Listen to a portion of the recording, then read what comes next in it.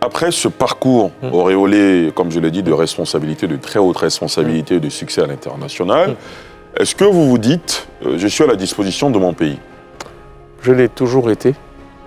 Jamais mon pays n'a fait appel à moi sans que je réponde.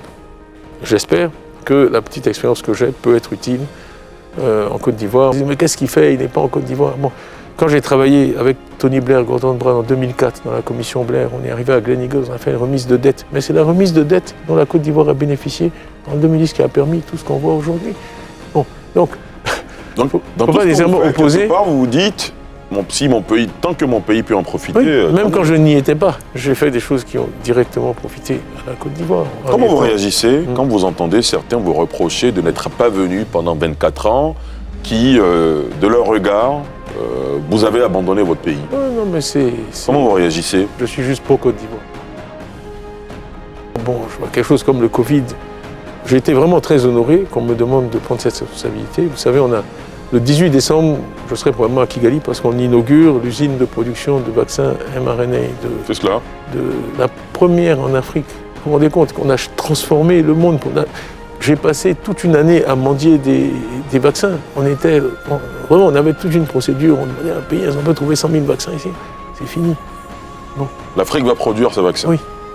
Et derrière ça, il y a un vaccin contre le paludisme. Il y a de très bonnes chances, 70% de chances que d'ici à quelques années, on ait trouvé un vaccin contre le paludisme.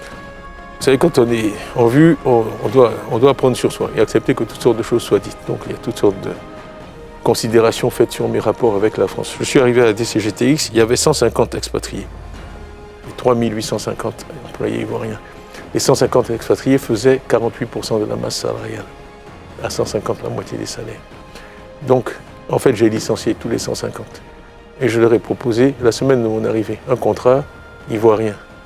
Il y en a 9 sur les 150 qui sont restés, 141 qui sont partis. J'ai trouvé les fonds pour payer leurs droits de licenciement et j'ai nommé des Ivoiriens à tous les postes de direction.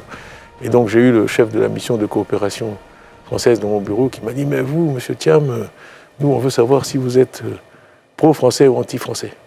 Et je lui ai dit... À l'époque déjà? Oui, je lui ai dit « Monsieur, ni l'un ni l'autre, je suis juste pro-Côte d'Ivoire qui paye mon salaire ».